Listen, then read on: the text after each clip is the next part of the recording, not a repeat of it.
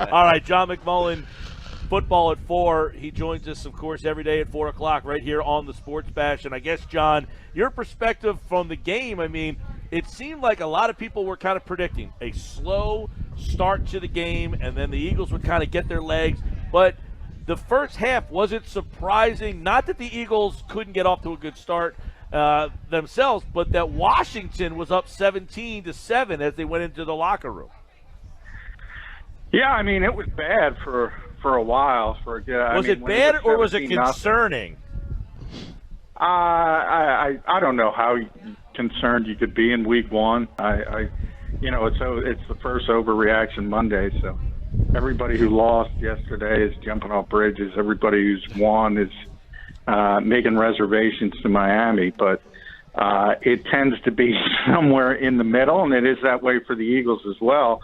I mean, now that I look back in hindsight, I mean, we talked a lot in the summer about the Eagles and basically sitting everybody in the preseason. And, Washington had a quarterback battle between 3 different players. So there was a little more sense of urgency, probably from Case Keenum's perspective.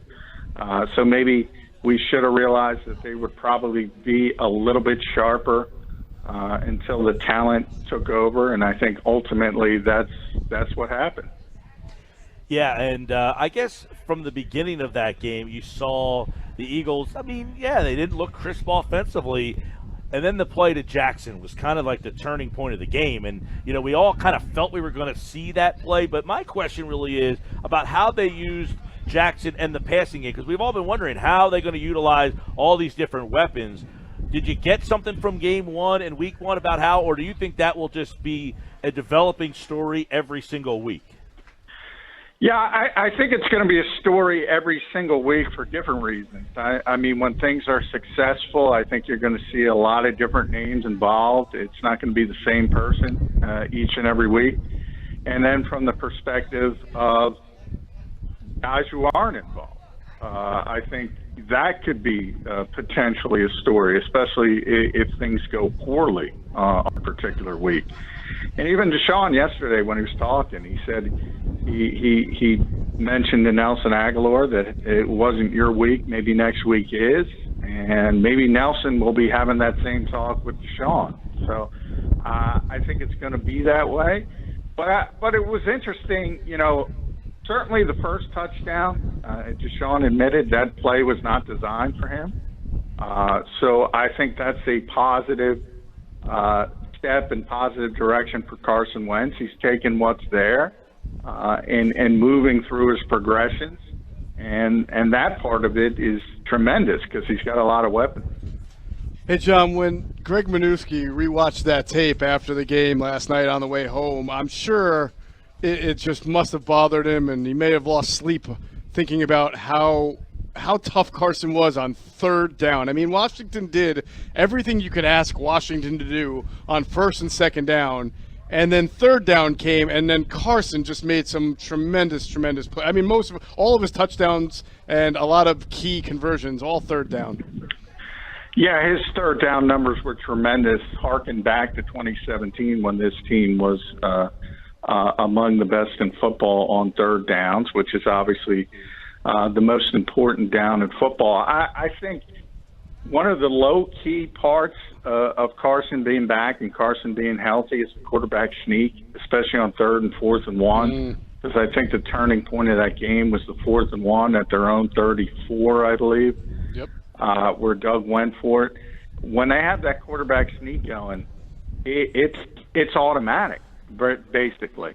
It was automatic. I think they were perfect in 2017. They weren't able to use it last season. I think overall he's 23 out of 25. I think the number is on 3rd and 4th and 1 with the quarterback sneak.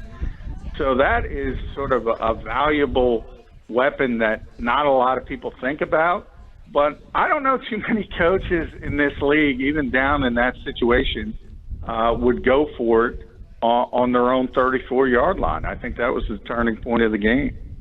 John, a topic that we discussed here earlier on the show was the running back by committee approach and how that ended up playing out yesterday with Darren with Darren Sproles looking like he was the guy, Sanders was the guy, not a lot of Jordan Howard. A lot of people were surprised, not saying you were, but were surprised at the limited action that Jordan Howard did end up getting in the game. So what were your thoughts on how they substituted those three guys in and out, and each of the players' production?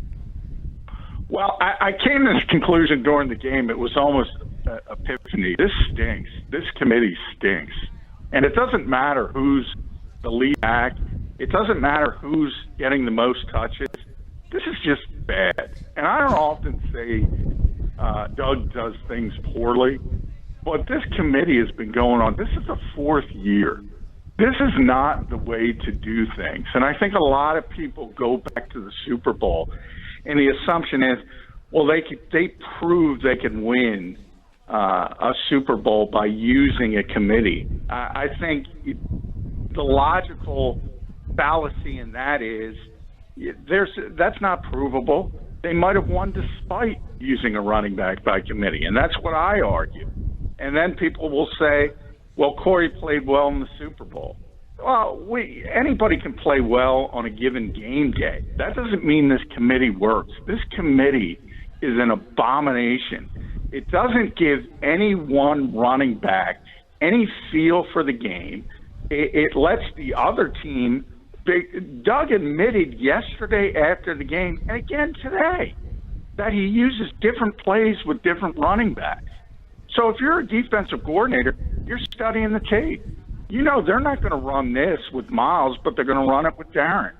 And they're not going to run this with Jordan Howard and not with Miles, and on and on and on. This is just a dumb way to do things. I really believe that.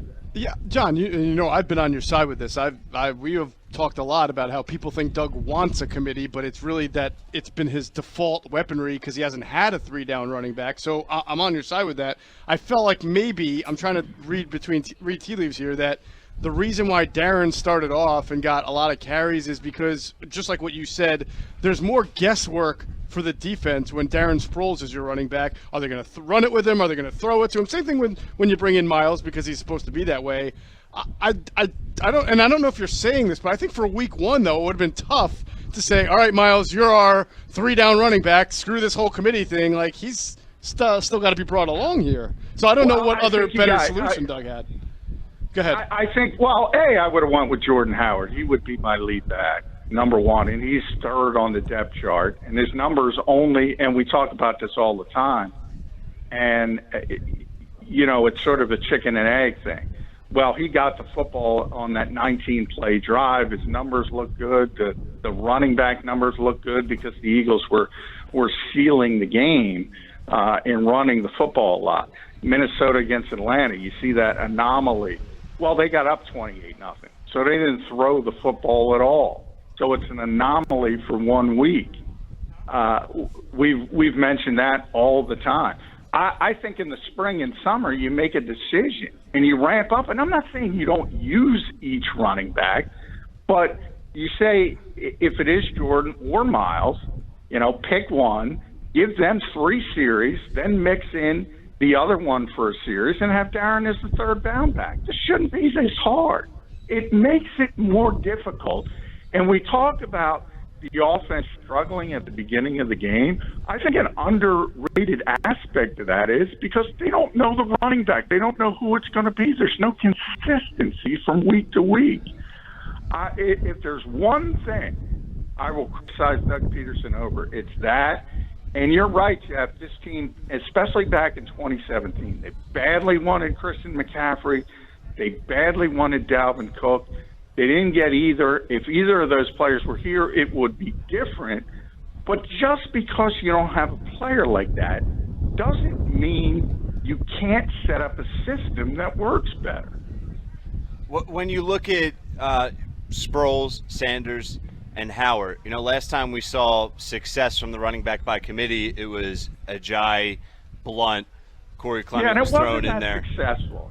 Well, okay, however you want to define it. But my point is Miles Sanders now as a rookie and even just overall with his personality, is he able to accept the running back by committee approach, and is Jordan Howard able to buy into it as well?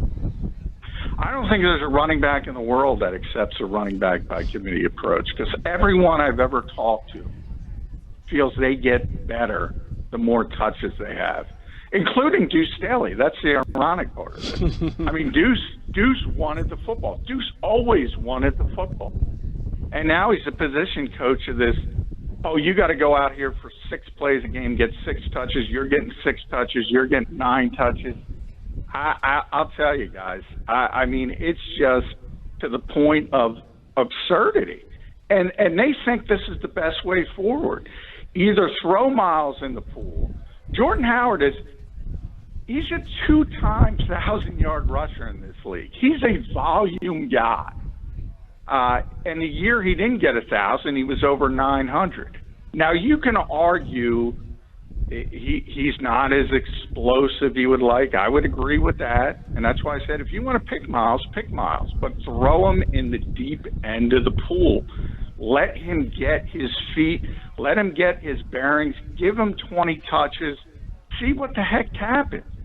I think one of the few successes they had last year was that very, very short stint. I think it was back-to-back games where Josh Adams carried the football 20 times. And guess what? He was successful. I'm not saying he was Jim Brown, but I think he was over 80 yards both times. Well, let me ask you, that's Jeff, the way they should go. We're both in the locker room yesterday after the game. Did he seem frustrated at all, Jordan Howard, much like Blunt was frustrated a little bit? Now, the Eagles were not – they had lost the game against Kansas City when Blunt showed his frustration. But did you sense that Howard was kind of like, this isn't what I thought, when I got here? Well, I didn't get to talk to Jordan because the Eagles have this new convoluted setup where we have to go outside the locker room to the press conference room and back. So I don't know if Jeff got to talk to him. No, I was talking with Malik Jackson when I remember when Jordan Howard had the pack around him. Yeah, certainly he's not going to admit it. So number one. But again, this is what he carried 6 times. He was very successful from a yards per carry standpoint. But this is a guy used to carrying the football a lot. Again, it's just natural. It's not Jordan Howard. It's not Miles Sanders. It's not Darren Sproles. It's not Jay Ajayi. It's not LeGarrette Blount. It's every running back that ever lived in this league. They want the football. And to me, again, yes, would you prefer to have Christian McCaffrey in this era? Certainly. I think maybe he might be the most 2019 running back in football. That'd be the perfect guy to have. Only one team has him. So you assemble the talent you have, and you decide. You pick one guy, like you do at every other position. There's a wide receiver 1. There's a tight end 1. There's a cornerback 1. There's Fletcher Cox. There's Brandon Graham. Why is running back? We're going to split everything as evenly as possible. I guess makes because no sense to me. Well, I guess because, and I agree with you. Look, I like the concept of having a guy, and the funny part is, Sproles had 5 yards a carry, Howard had 7, and Sanders had 2. People want to see the guy who had 2 yards and less of the guy who had 5, which is the odd part of it. But that being said, there are running backs who do have different skill sets in today's game. Some guys catch the ball better. Other guys are more power. Other guys have the speed to hit the – I mean, so there is different skill sets at the position. Well, that I agree with, and that's why I said, look, I think it's pretty obvious the way you should go, and that's what I said. You should choose a lead back, and that lead back should probably play 3 series, and then you rotate the other one in as a complement for 1 series. That's how most teams do it. And you have a third down back, which would be Darren Sproles. And let's face it, at Darren's age, you got to limit his touches anyway. If you keep up the traffic that he had, because it's not only the rushing attempts, it's also the receiving. I think he caught 3 passes. How many punt returns did he have? He's not going to hold up with that many touches for 16 games. So I think it helps in a number of different areas. And again, to me, this is the 4th year. This is the 4th year, and I hear it and I don't want to conflate individual fans into a larger part of the fan base, but we need a LeGarrette Blount. We need a Jay Ajayi. The Eagles I'm talking about. Now, they need a better running back than all of those guys. They need a lead back, and they need somebody to put a signature on this offense. And again, I think one of the underrated aspects of these slow starts, which is now continuing for a second year, is, well, who's the running back this week? Who knows? So, John, you're saying that the slow start's more to that, not the lack of preseason? Well, no, I'm not saying it's only that. I'm saying it's a big part of it that's I think very few people bring up. Yeah, I think lack of preseason, that had a lot to do with it. The fact that Carson wasn't as sharp early as he was later, and he didn't play at all, that was a big part of it as well. But I hear no one talking about this committee, and I think it harkens back to they won a Super Bowl with the committee. And again, so what? You won a Super Bowl with the committee despite the fact you had a committee. You overcame it. Can I just throw this in? That New England does it every year with the committee. They never have a guy. New England is an outlier. New England goes about things in a different way. Number one. I'm just throwing that out there. But well, to John's point though, their committee is not interchangeable. They all have like Sonny Michel was their lead back when they carried the ball throughout the playoffs, and James White was their third down back who was consistently used as a pass catcher out of the backfield. It wasn't like you can interchange one or the other, and they didn't know their roles in the offensive line around. And the offense around them didn't either. So I think there is a little bit of a parallel to what John's saying. By the way, I do agree with what John's saying. I'm just throwing a little devil's advocate out there. Yeah. Just to throw, for that guy out there who will say, well, New England does it every year. And yesterday Rex Burkhead was involved. But the Patriots control the middle of the field with a passing game. That's what the Patriots do, and that's what the Patriots do well with their running backs. And that's not what the Eagles are trying to do. And again, as Jeff pointed out, late in the season, the Patriots completely changed, and they're the only team in football that does these types of things. Put a fullback on the field and kind of rode Sonny Michel through the playoffs. So they're always an outlier, number one, but there are clearly defined roles. There's no clearly defined roles, even for Darren. Because I've said for years that Doug defaults to Darren, and he continues to do so.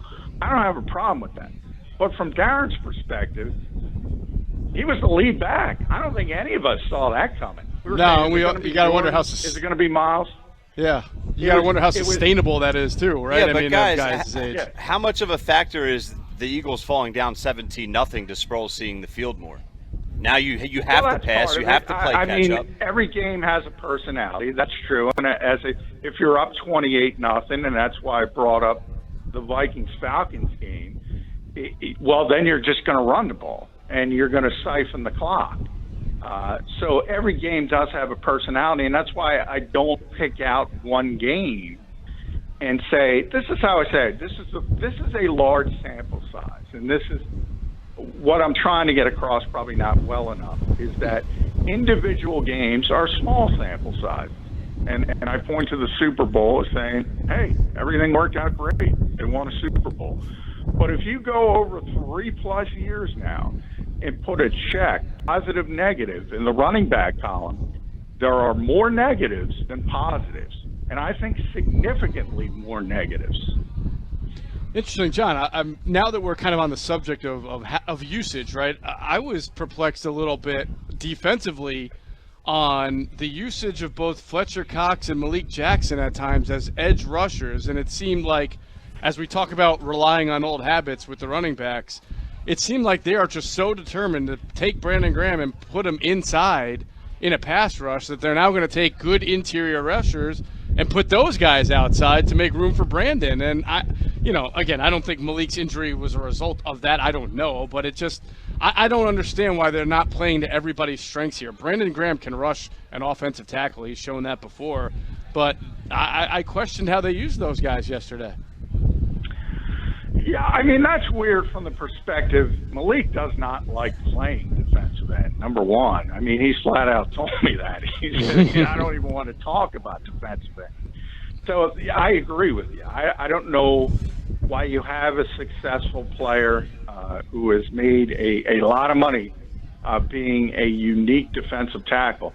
Typically, you don't see 6'5" defensive tackles. So I think a lot of defensive coordinators will look at Malik and say, wow, look at that length. Look at his ability and say, I could put him on the edge. And I think that's where Jim has gone. But I agree with you. I don't necessarily – that's not the way I would have went. Brandon can rush the passer. He's more comfortable at defensive end than Malik is at defensive end. That's obvious. And Malik's more comfortable at defensive tackle. So it doesn't make sense. But now that Malik is going to be out, likely for the season, they got to go in a different direction anyway. So that'll kind of take care of itself. But I agree with you. I don't understand why they did that. Yeah, that's real quick before we let you run. John McMullen at JF McMullen on Twitter. You just mentioned Malik maybe for the season. Is that the case that you think they'll be gone for the season? And who replaces him? What do they do there? We kind of threw some different ideas around. I mean, do they make a call? Do they go within? Who slides in? Who slides out? I mean, this is an injury that is kind of interesting. Well, this is where it helps to have Brandon has an ability to kick inside in the NASCAR package. So does Vinny Curry, for that matter. So they have some versatility. They're very deep at defensive end. You would figure at least short term, Deshaun Hall's just up. And again, you kick one of those two players, Graham and Curry, more inside. Bruce Hector's on the practice squad. They can simply elevate him. I know a lot of people talked about Chris Long. If Chris wants to come back, A, he's got to stop smoking weed. B, he's got to gain about 20 pounds. So it's not going to happen this week. So maybe long term, if they make that call and say, look, get ready, maybe it's second half of the season, but that's not going to be immediate. So short term, I think they'll roll with what they have and see how it works out. All right, Johnny Mack at JF McMullen. Of course, every day, football at 4, plenty of NFL stuff we'll get into tomorrow as well. Eagles win over the over the Washington Redskins. They get ready for Atlanta coming up. We'll have plenty on tomorrow's football at 4. Thanks, John. All right, thank you, guys.